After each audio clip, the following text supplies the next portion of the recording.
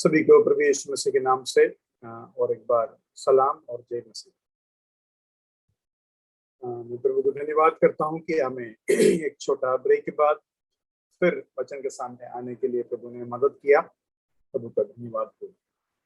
हम उद्धार के विषय में सप्लिकेशन उस भाग तक पहुंचा है, प्रार्थना। और प्रार्थना में हमने कई बातों को देखा।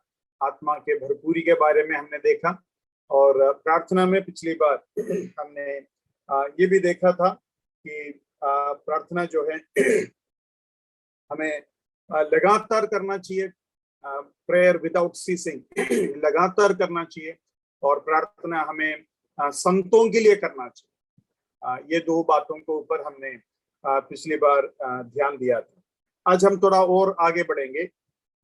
प्रार्थना के संबंध में कई लोगों को ये शक होता है कि आप जब प्रार्थना करते हैं तो आप कैसा बैठना है, या खड़ा होना है, या घुटने में रहना है। प्रभु के वचन में हमें कई तरीके के प्रार्थना मिलता है, और उन सारे तरीकों को जब देखते हैं हमें समझ में आता है कि एक व्यक्ति आजादी के साथ, प्रभु के अगुवाई के साथ, इन सारे तरीकों के द्वारा प्रभु का प्रार्थना कर सकते हैं। कि कोई एक ही तरीके में प्रार्थना कर सकते हैं कर हम जिद नहीं कर सकते। लेकिन फिर भी मैं आपको कुछ वचन दिखाना चाहूंगा जिसमें आपको थोड़ा बहुत वो बात समझ में आएगा। आइए हम देखते हैं मरकुस 11:25। मरकुस 11:25। और जब कभी तुम खड़े हुए प्रार्थना करते हो तो यदि तुम्हारे मन में किसी के प्रति कुछ विरोध हो तो क्षमा करो। तो खड़े हुए प्रार्थना करते हैं तो खड़े होकर प्रार्थना करने का भी आजादी हमें है कर उधर से समझ में आता है। दूसरा एक भाग हम देखेंगे, फर्स्ट क्रॉनिकल्स, पहला इतिहास के पुस्तक, उसके 17वां अध्याय निकालिए। पहले इतिहास के पुस्तक 17वां अध्याय, उसका 16 से लेकर जरा पढ़िए। तब दाऊद राजा भीतर जाकर यहोवा के सम्मुख बैठा और कहने लगा, हे यहोवा के सम्मुख जाकर बैठा। तो हम देखते हैं कि एक व्यक्ति प्रभु के सामने बैठकर प्रार्थना कर रहा है। दूसरा हम देखेंगे निर्गमन 34:8। कई बार हमने उस भाग को पढ़ा है, लेकिन इस पृष्ठभूमि में पहले बार हम पढ़ने जा रहे हैं। 34:8, 34:8।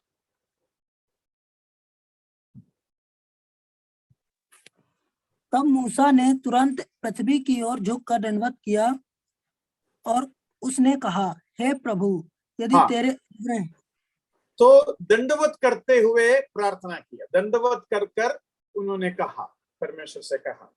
और एक दूसरा वर्षन में हम देखते हैं दंडवत कर वो मुंह के बल गिरा और फिर प्रार्थना किया। तो ऐसा भी हम देखते हैं। जरा उठाइए भजन संगीता 6:6। भजन संगीता 6:6।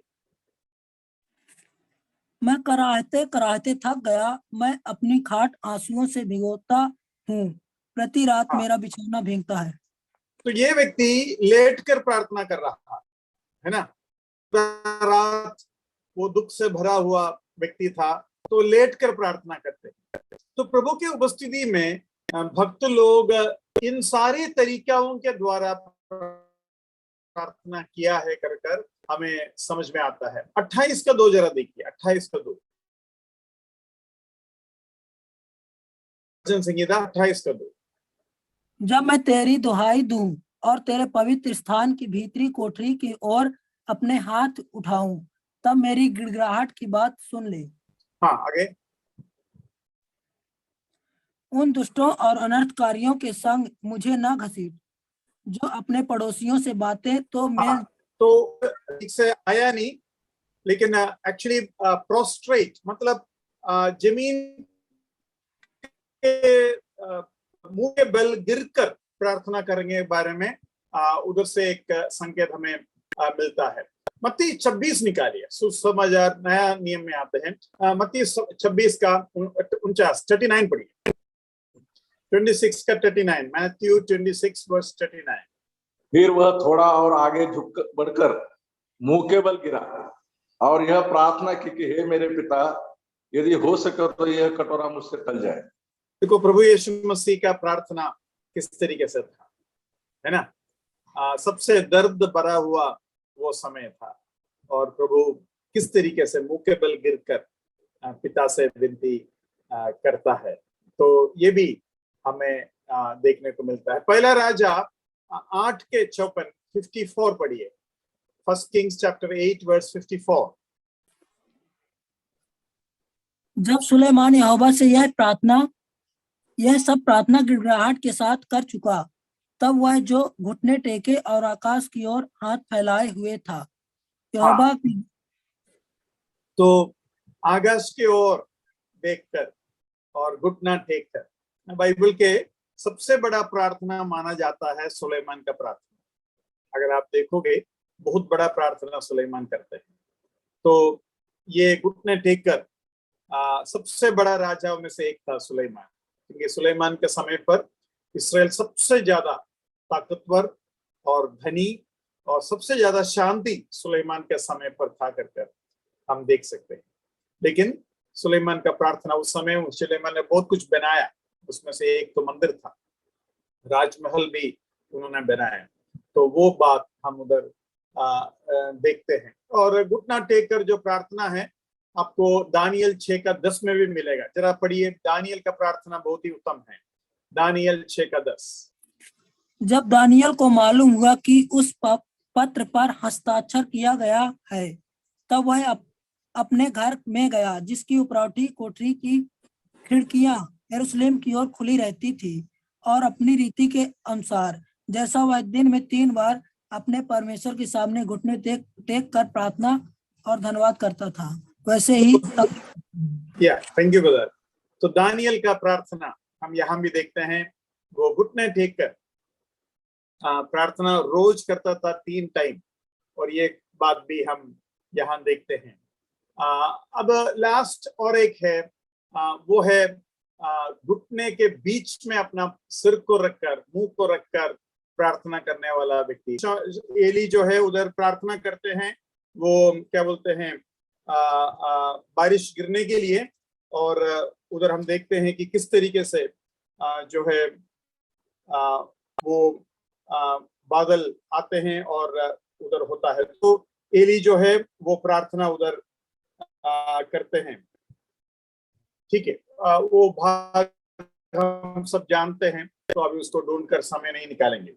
मैं आपको ये बता रहा था, तो इससे आपको समझ, बात ये नहीं है कि आपने कैसा खड़ा होकर या घुटने टेकर प्रार्थना की, बात ये है कि आपने प्रार्थना किया या नहीं। मतलब आपको ये शक ज्यादा आपको तकलीफ नहीं देना चाहिए कि कैसा प्रार्थना करे। आप कैसा भी प्रार्थना करो, लेकिन करो प्रार्थना, और जैसे आपके मन तब कहता है उस समय आप उस तरीके से कर सकते हैं। मैंने एक सुना है, बहुत बड़ा प्रार्थना करने वाले के बारे में, शायद डीएल मूडी के बारे में है। वो घुट देकर प्रार्थना करता था, और वो एक मैच के ऊपर अपना घुटना टेकर प्रार्थना करता था। तो सालों साल उस मैच को इस्तेमाल करने की वजह से वो दोनों मैच जो है जहां घुटना टेका जाता है वो गड्ढा हो गया, है ना। तो इस तरीके से गड्ढा होने के रूप से वो प्रार्थना करता था। तो मैंने सुना है कुछ 3000 बच्चों को या उससे ज्यादा बच्चों को जो है वो खिलाता था, मतलब ऑर्फनेज उसका उतना बड़ा था। उस समय बहुत गरीबीपन थे और कोई ट्रस्ट नहीं, कोई फाउंडेशन नहीं, कोई पैसा आने की जगह नहीं, प्रार्थना के साथ रहता था। मैंने सुना है एक दिन सुबह ब्रेकफास्ट के लिए कुछ नहीं है, सारे बच्चों को बोला आप लोग खाना खाने के लिए आ जाइए।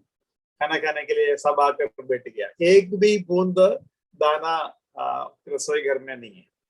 सभी को बोला प्रार्थना करो, आपका रोटी आ जाए।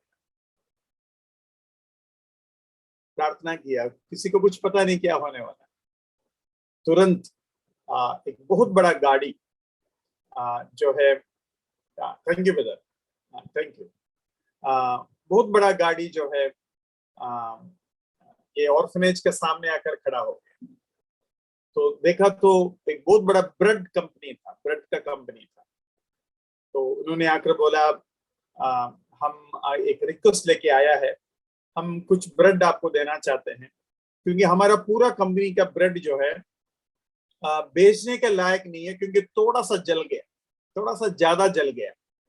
अब उस हालत में हम उसको बेच नहीं सकते, लेकिन वो खा सकते हैं, अच्छा से खा सकते हैं। तो क्या आप हमसे ये ब्रेड लेंगे? तो बोला जरूर ब्रेड लेंगे। और पूरे जो है ऑर्फनेज के लिए बहुत तायत से खाना मिला कर मैंने सुना है। तो प्रभु प्रार्थना सुनने वाला परमेश्वर है, हमारा परमेश्वर प्रार्थना सुनने वाला परमेश्वर है। सारे भाई बहनों को मैं विनती करूंगा, प्रार्थना कैसा करना है, प्रार्थना करने का जरूरत, प्रार्थना करने से क्या होता है, इन चीजों के बारे में आप थोड़ा मनन कीजिए, आपको प्रार्थना करने का बहुत प्रोत्साहन मिलेगा। अभी मैं इसके लिए जब तैयार कर रहे थे इस आज के वचन के लिए, मैं सोच रहा था ये वचन के पढ़ाई के द्वारा मेरे अंदर प्रार्थना का इच्छा और बढ़ेगी। प्रार्थना की इच्छा पहले से प्रभु हम सभी को दिया है और हम सब प्रार्थना करते भी है, लेकिन प्रार्थना का और प्रार्थना करने का जरूरत। कभी मुझे नहीं लगता कि परमेश्वर बोलेंगे कि फलाना व्यक्ति का प्रार्थना बहुत हो गया, अभी वो प्रार्थना करने की जरूरत नहीं, बस करो भाई। आपको लगता है परमेश्वर कभी ऐसा बोलेंगे? मतलब प्रार्थना कभी भी परमेश्वर कहीं भी रोकेगा नहीं। प्रार्थना आप जितना करना चाहते हैं परमेश्वर मना नहीं करेगा, वो एक सच्चाई है। तो ये बात को अपने मन में रखना जरूरी है। मैं प्रार्थना के बारे में आज खास जब आपको बोलूंगा, मैं ये पूछना चाहता हूं आपको, मैं प्रार्थना करने के लिए जब बोलता है, आप क्या चीज का प्रार्थना करेंगे?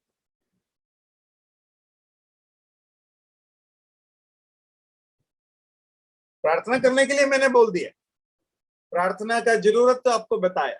प्रार्थना यीशु मसीह के जीवन में भरपूर था। तो अगर यीशु मसीह प्रार्थना करना चाहिए, सारे चेले लोग, प्रेरित लोग, पौलुस प्रार्थना में लगे रहते हैं, तो प्रार्थना की जरूरत के ऊपर कोई शक नहीं।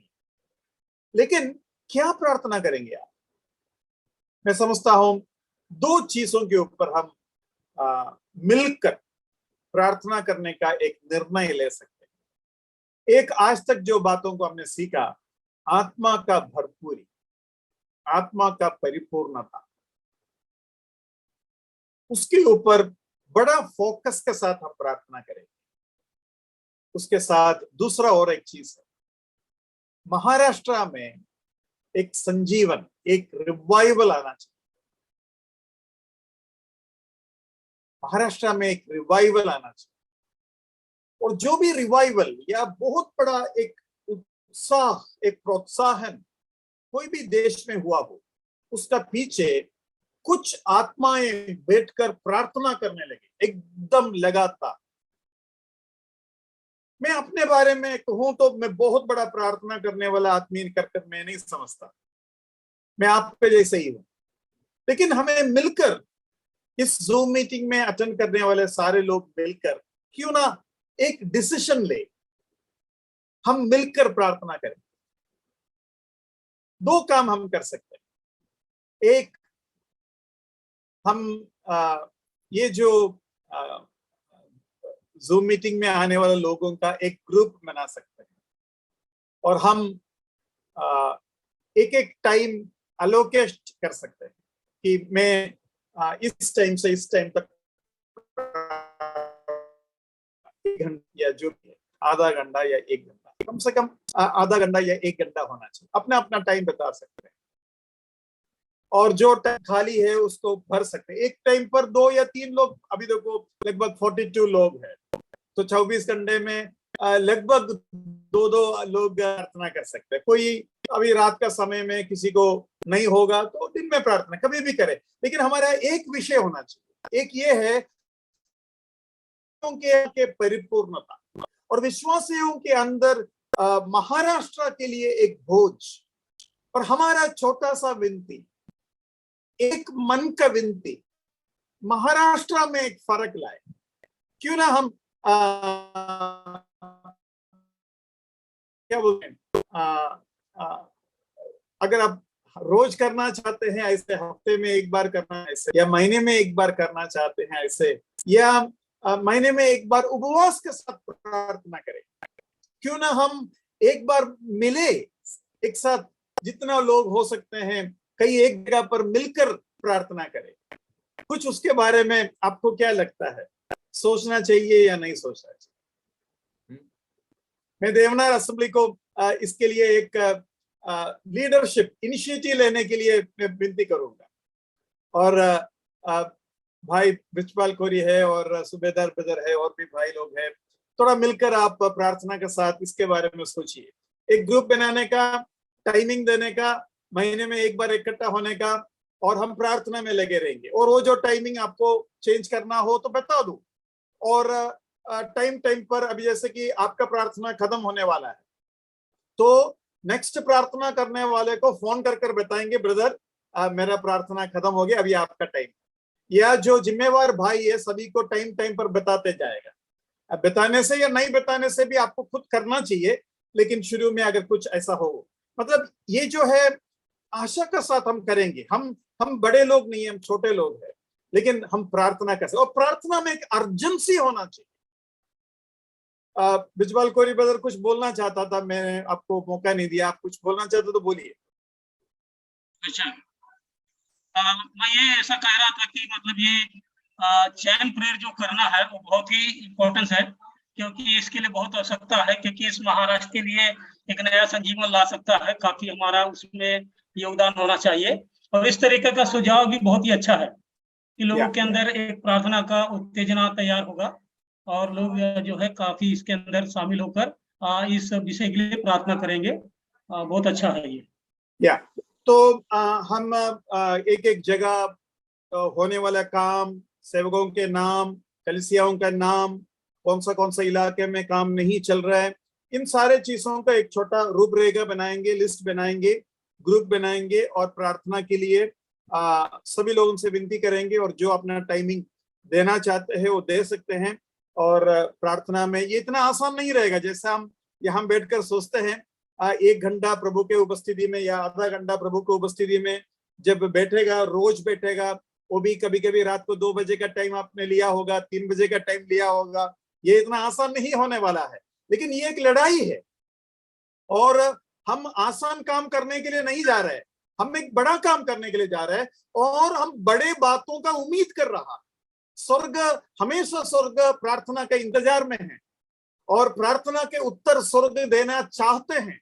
स्वर्ग ये चाहता है कि प्रार्थना कोई तो करे। बाइबल में ये लिखा है कि क्यों ना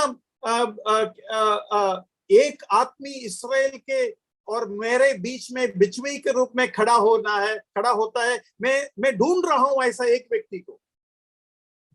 तो मैं जैसा आपको बता रहा हूं, मैं आपका जैसा ही हूं, मैं कोई बड़ा प्रार्थना करने वाला व्यक्ति नहीं हूं। लेकिन ये एक प्रेरणा और एक विचार हमारे अंदर जो आया है, वो हो सकता है प्रभु उस दिशा में हमें लेके जा रहे हो। हमें बहुत कम समय महाराष्ट्र में मिलेगा और महाराष्ट्र में प्रभु को ही काम करना है, प्रभु के द्वारा ही काम होना है। हम प्रभु से विनती करेंगे, प्रभु आप कार्य करे और बहुत सारे भाइयों को सेवा में आगे बढ़ने दे, चाहे वो नौकरी के साथ क्यों ना हो, लेकिन इन इलाकों में जाए जहां कोई सेवक और आगे बढ़ सकते हैं आंसुओं के साथ, अर्जेंसी के साथ, भोज के साथ, भूख के साथ, जरूरी मन समझकर हम प्रार्थना करें। मैं आज 2-3 बातों को आपका सामने रखने जा रहा हूं। वो एक है अर्जेंसी। अर्जेंसी मतलब अब भी चाहिए। फरवोन को मूसा ने पूछा, ये जो मेंढक और जो भी प्लेग या परेशानी आपके ऊपर आते हैं, मैं कब प्रार्थना करूं? मालूम है अक्सर फरवोन क्या बोलता था? मेरे लिए कल प्रार्थना करना। मतलब आज इस तकलीफ को मैं सह लूंगा, आज का पूरा रात सह लूंगा, कल प्रार्थना करना। मतलब इस तरीके का प्रार्थना ना हो। प्रभु जितना जल्दी हो सके, हम प्रार्थना कर पूरा जिंदगी बिताना नहीं चाहता कि हमें वो चाहिए या नहीं चाहिए।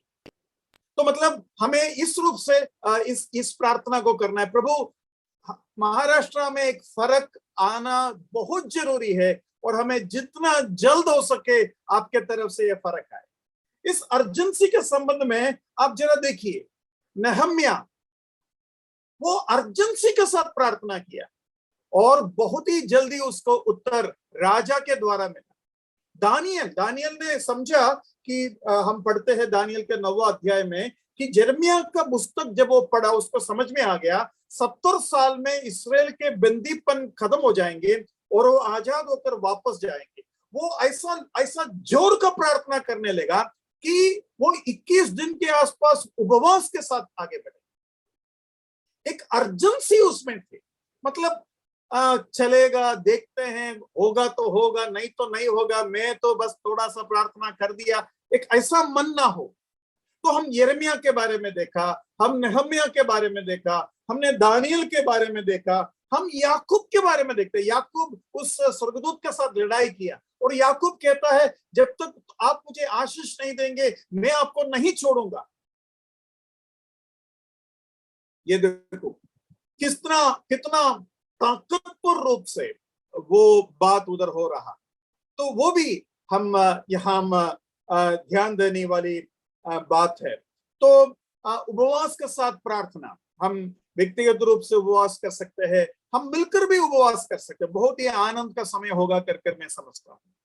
तो उसके बारे में भी हम जो है लगातार सोच सकते हैं। लेकिन हमारा प्रार्थना का विषय क्या है, ये मन में रखना। हमारा प्रार्थना का विषय यह है कि हर एक आत्मा के अंदर एक संजीवन आए। हमारा जो जीवन है, वचन के पढ़ाई हो, पवित्र जीवन हो, वचन के मनन हो, प्रार्थना का जीवन हो, पारिवारिक प्रार्थना हो, हम सुसमाचार सुनाने वाले हो, कितना ठंडे रूप से हम जाते हैं, कितने आलसीपन के द्वारा या साथ हम समय को बिताते हैं। इसके ऊपर हमारे अंदर एक बोझ आना चाहिए। विश्वासी के अंदर इतना नींद आ गया, तो ये हम है, हमें प्रार्थना करना पड़ेगा। देखो दानियल का प्रार्थना आप देखोगे, दानियल अपने पाप के बारे में बोला, प्रभु हमारा पाप, मैं और मेरे पितरों के पाप। दानियल जब पाप के बारे में बोलता है तो दानियल अपना पाप या हमारा पाप बोलता है। हमारा पाप मतलब मैं समझता हूं कि हम भी दानियल के उसी मनसा के साथ प्रार्थना कर सकते हैं। दानियल की पुस्तक जरा निकालिए, उसके 9वां अध्याय और उसका 5 पढ़िए, 9 का 5। दानियल प्रार्थना कर रहा है। दानियल ने कोई पाप किया कर हमें नहीं मालूम, लेकिन दानियल कहता है हमने पाप की। देखो हम ब्रदरन लोग या हम कलीसिया के लोग, क्या हम मिलकर पाप नहीं की? हमारा अभी का जो हालत है ना, वो मिलकर पाप करने का हालत। एक दो लोग उधर उधर काम करने से कोई सेवकाई आगे नहीं बढ़ने वाला। कई जगहों पर अभी कल पनवेल में सेवकाई है, आउटरीच है, तो इकट्ठा होने वाले लोग बोल रहे थे ज्यादा से ज्यादा 4 लोग आए। देखो मतलब इस तरीके से हम सब अपने अपने चीजों में व्यस्त है और ये हमारा पाप है, ये हमारा पाप है, हम मिलकर ये पाप कर रहा है। तो यहां बोलता है हमने आपका आज्ञा को तोड़ा, हमने पाप की, हमने कर, ये इंग्लिश में वी जो शब्द है, वी 2 बार लिखा है। We have sinned and committed iniquity, we have done wickedly and rebelled even by departing from your precepts and your judgments. अभी आगे देखिए, उसका 6वां पद देखिए, 6वां पद 9 का 6। तेरे जो दास नबी लोग हमारे राजाओं, हाकिमों, पूर्वजों और सब साधारण लोगों से तेरे नाम से बातें करते थे, उनके हमने नहीं सुनी। उनके हमने नहीं सुनी। देखो उनके हमने नहीं सुनी। तो दानियल बोल रहा है हम, प्रभु हम, मतलब दानियल पूरे इस्राएल का रिप्रेजेंटेटिव बनकर बोल रहा है हमने नहीं सुनी। अगर हमारा कलीसिया नहीं बढ़ रहा है, अगर हमें आत्माएं नहीं मिल रहा है, वो हमारा पाप है, हमने नहीं सुनी। और आगे मैं आपको दिखाना चाहता हूं, 8वां पद पढ़िए, 8वां पद। हे यहोवा, हम लोगों ने अपने राजाओं, हाकिमों और पूर्वजों समेत तेरे विरुद्ध पाप किया है। हाँ। इस कारण हमको लज्जित होना पड़ता है। हाँ, we have sinned against you. हमने आपका विरोध में पाप किया। अभी 9 में भी वही बात लिखा है, we have rebelled against you. 10 में ऐसे लिखा है, we have not obeyed the voice of the Lord. हमने आपका बिलवा की, हमने आपका बातों को सुना नहीं, हमने माना नहीं। और भी वो वी शब्द जो है हम देख सकते हैं, 14वां पद में लिखा है, we have not obeyed his voice. उधर भी हम पढ़ते हैं। 15वां पद जरा पढ़िए, 15वां पद। अब हे हमारे परमेश्वर, हे प्रभु, तूने अपनी प्रजा को मिस्र देश से बलि के हाथ से द्वारा निकाला और अपना ऐसा बड़ा नाम किया जो आज तक प्रसिद्ध है, परंतु हमने पाप किया है और दुष्टता की है। हमने पाप किया है और हमने दुष्टता किया है। इंग्लिश में 2 बार हम शब्द आया है, we have sinned, we have done wickedly. तो हमने पाप किया है। अगर आपको ये समझ है, ये एकता है, मन का एकता, हम अपने लिए केवल प्रार्थना नहीं कर रहा, पूरे महाराष्ट्र के कलीसिया के सारे विश्वासी जागना चाहिए। पाप का एक बोझ उनके अंदर आना चाहिए और एक संजीवन का इच्छा आपके अंदर पैदा होना चाहिए। लेकिन उसके लिए एक छोटा झुंड जो हम हैं, हम मिलकर प्रभु के उपस्थिति में आएंगे और गिड़गिड़ाएंगे, और हमारे अंदर हजारों विचार आ सकते हैं, जो पाप का विचार है, जो घमंड का विचार है। क्योंकि ये प्रार्थना के द्वारा अगर सोचो कि संजीवन महाराष्ट्र में आया, तो संभावना है कि हम उसका क्रेडिट लेने का कोशिश करेंगे। ये डरावना चीज है। तो आपको बहुत प्रार्थना के साथ अपने आप को बचाना भी पड़ेगा। हम बहुत खतरे वाले लोग हैं। हम जो है ना, पवित्र काम करने के बीच में पाप कर बैठे, हम गड़बड़ वाले लोग हैं। प्रभु के चेले भी ऐसे थे, तो ये भी इसके अंदर है। तो हमें बहुत डरना है, नम्र होना है, टूटना है, रोना है। अब बोलेंगे ब्रदर हम कैसे रोएंगे? प्रभु आंसू देगा आपको। हम रोया है जीवन में, लेकिन वो अपने लिए हम रोया है, हम कभी प्रभु के बातों के लिए नहीं रोया। और याकूब इस बात को बताता है, तुम हमेशा अपने चीजों के लिए प्रार्थना करते हो। जरा याकूब का पुस्तक निकालिए, जेम्स 4:1 से पढ़िए, 4:1 से।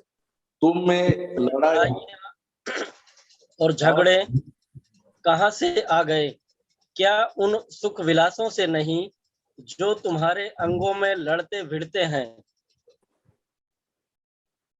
तो उधर लिखा है कि हमारे जो प्रॉब्लम्स है वो हमारे अंदर से आने वाले इच्छाओं की वजह से होता है। और हम जब प्रार्थना करते हैं, ये चीजों को प्रार्थना करते हैं। आगे पढ़िए, आगे 2 वचन को पढ़िए, 2 और 3। तुम लालसा रखते हो और तुम्हें मिलता नहीं, इसलिए तुम हत्या करते हो।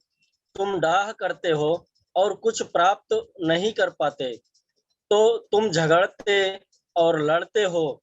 तुम्हें इसलिए नहीं मिलता कि मांगते नहीं। तुम मांगते हो और पाते नहीं, इसलिए कि बुरी इच्छा से मांगते हो, ताकि अपने भोग विलास में उड़ा दो। देखो, हम मांगते हैं। अब जरा बताइए, आपके मांगे, आपके प्रार्थना, अगर आप प्रार्थना करते हैं तो भी वो एक कॉमन कॉज के लिए नहीं है। वो आपके जीवन का सबसे बड़ा प्रार्थना और प्रार्थना का मल्ल युद्ध, प्रार्थना का मेहनत आप अपने लिए कर रहे हैं। आप और प्रभु के बीच के संबंध के लिए ज्यादातर करेंगे। आपके बच्चे के पढ़ाई, आपके नौकरी, आपके घर, आपके लोन, मतलब यही है आपका नजर, यही है आपका ध्यान। आपका ध्यान बाहर जा ही नहीं रहा है। लेकिन बाइबल क्या कहता है? बाइबल कहता है कि तुम परमेश्वर का राज्य का खोज करो। जरा मत्ती का 6 निकालिए, उसका 6 का 32 निकालिए, 32 और 33 पढ़िए।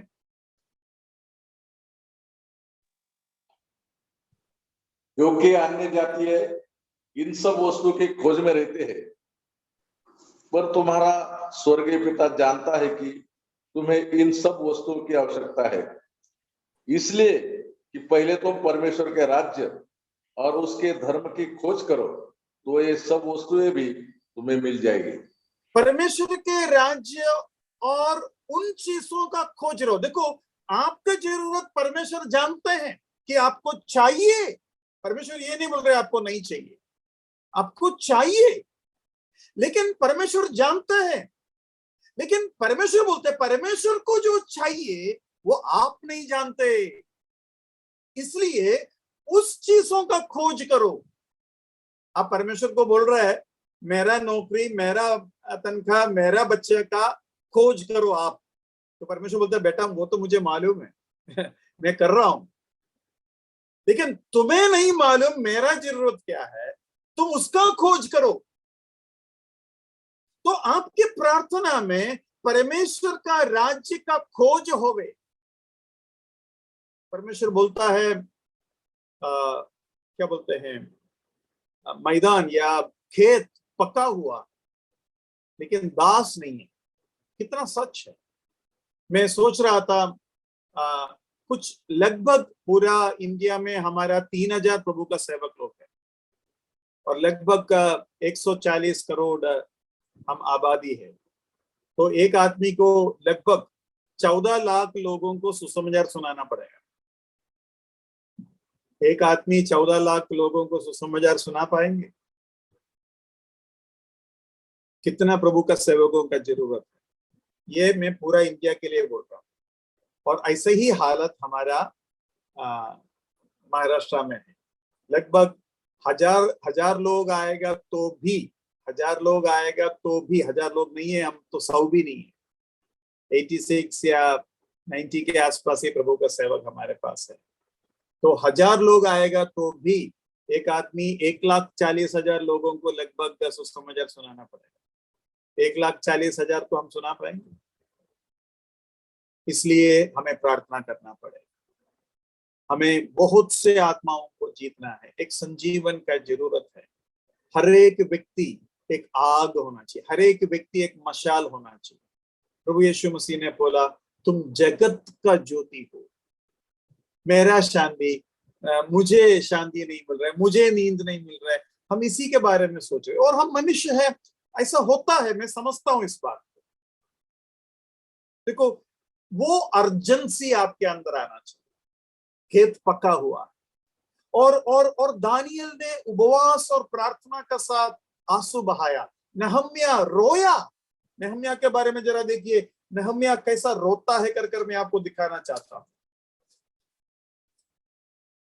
नहम्या पहला अध्याय निकालिए, उसके 4 पढ़िए। 4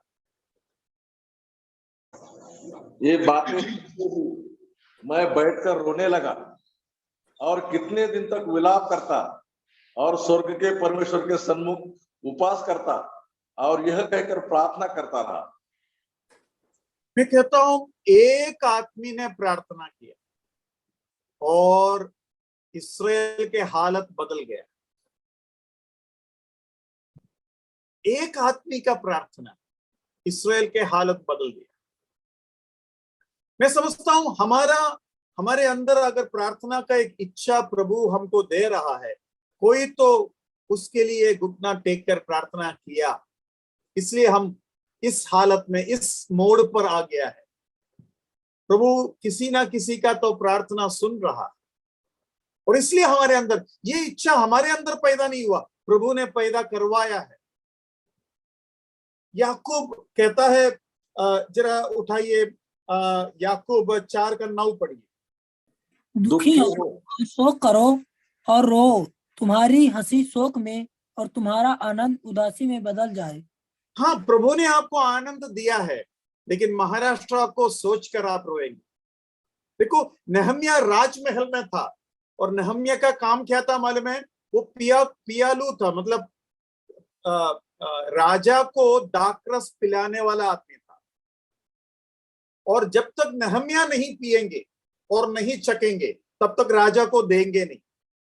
मतलब राजा को नहम्याह के ऊपर इतना विश्वास है कि इसके अंदर अगर जहर वहर हो तो नहम्याह पहले मरेंगे, नहम्याह उसको चखने के बाद ही राजा को पीने के लिए देता था। मतलब राजमहल के राजा के करीब, सबसे करीब आदमी है नहम्याह, सबसे प्यार नहम्याह, सबसे ज्यादा प्यार और इज्जत नहम्याह को मिलेगी।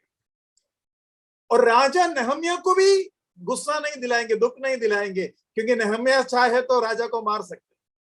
वो जो प्याला है उसमें थोड़ा सा जहर डालना नहम्याह के लिए कोई बड़ी बात नहीं है। तो इनके आपस के संबंध इतना बड़ा था कि नहम्याह का चेहरा थोड़ा सा उदास हो गया ना। राजा ने पूछा, ये केवल इतना नहीं कि उदासीपन राजा ने पहचाना, लेकिन राजा ने पूछा, मतलब राजा नहम्याह का ख्याल रखता था, क्यों तुम्हारा चेहरा उदास है? तब नहम्याह बोला, मेरा चेहरा इसलिए उदास है क्योंकि इस्राएल का दिशा, यरूशलेम का दिशा ऐसा है, हालत ऐसा है। इसलिए मैं कहता हूं, महाराष्ट्र का हालत आपका कोई चेहरा को बदलता है क्या? राजाओं का राजा हमारे दिल और चेहरा को देखकर तरस खाकर हमारे ऊपर अपना हुक्म, अपना आज्ञा दे कि महाराष्ट्र में एक संजीवन आए। तो यहां लिखा है, तुम्हारा हंसी मतलब दुख में बदल जाए। मतलब नहम्याह को व्यक्तिगत रूप से आनंद दिया है परमेश्वर। नहम्याह विश्वासी योग्य व्यक्ति था, उसका जीवन अच्छा था, लेकिन वो इस्राएल के लिए रो रहा है। दानियल सारे मंत्रियों के चीफ था, हेड था। वो नबूकदनेस्सर के टाइम पर हेड था, वो बेलशस्सर के टाइम पर हेड था। बेलशस्सर के बीच में भी एक और आदमी आया था, ईविल मेरोडक, वो भी राजा था, जिसके बारे में एक्चुअली बाइबल में लिखा है, कई लोग उसको ध्यान नहीं देता। उसके बाद ये बेलशस्सर आया, तो ईविल मेरोडक आया, बेलशस्सर आया, उसके बाद डारियस आया। तो इन सारे लोगों के टाइम पर दानियल जो है मंत्रियों का हेड है, यह मंत्रियों में सबसे बड़ा मंत्री है। तो दानियल खुश है, दानियल को दुखी होने का कोई प्रॉब्लम नहीं है। लेकिन दानियल उपवास और प्रार्थना इस्राएल के लिए किया।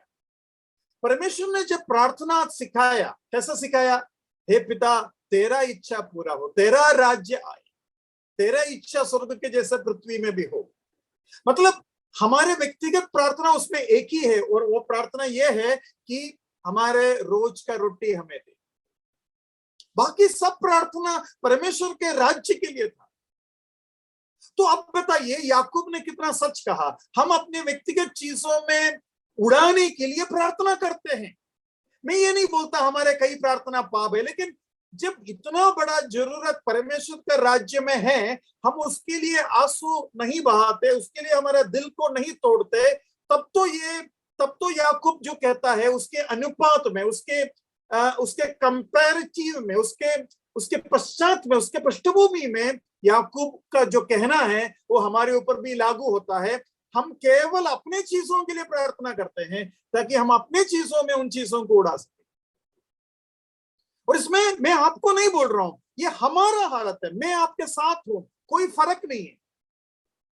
लेकिन आपके जैसे मैं और मेरे जैसे आप होने के बावजूद भी हम अगर प्रार्थना करेगा, स्वर्ग के परमेश्वर सुनेंगे, क्योंकि परमेश्वर के पास आखिर हमारे अलावा और कोई नहीं है। इस पृथ्वी के सबसे ताकतवर परमेश्वर का लोग हम हैं। परमेश्वर को हमारे अलावा इस दुनिया में और कौन है? कोई नहीं है।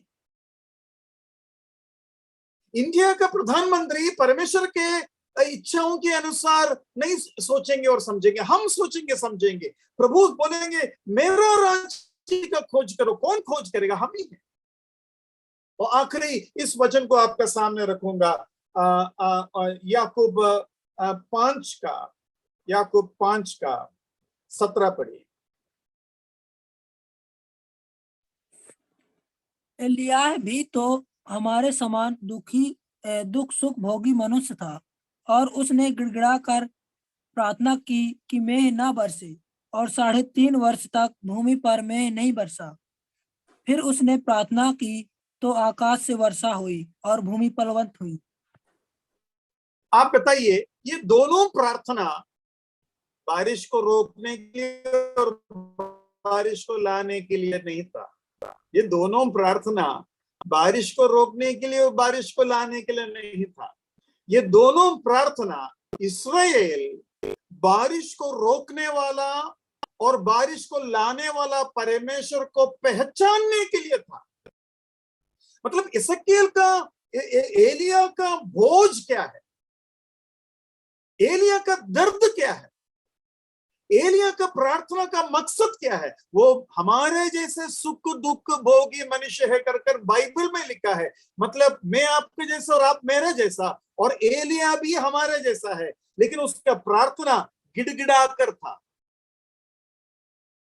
आपको क्या लगता है, हम अगर गिड़गिड़ा कर प्रार्थना करेंगे, क्या प्रभु उत्तर नहीं देगा?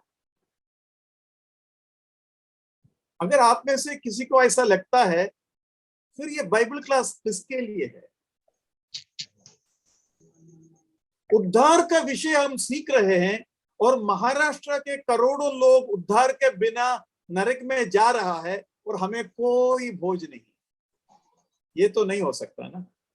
उद्धार का विषय सीख रहे हो तो करोड़ों लोग जो हमारे चारों तरफ नरक की तरफ जा रहा है, उनके उद्धार के बारे में हमें सोचना पड़ेगा। तो यहां मैंने ये बताया, अर्जेंट प्रेयर है और फर्वेंट प्रेयर है। यहां लिखा है अर्नेस्टली, यहां लिखा है अर्नेस्टली या गिड़गिड़ा कर, और एक उसका बोझ लाने का वो चीज मैं आपको बताता हूं। उसका 16वां पद बढ़िया, 16वां पद, 5 के 16।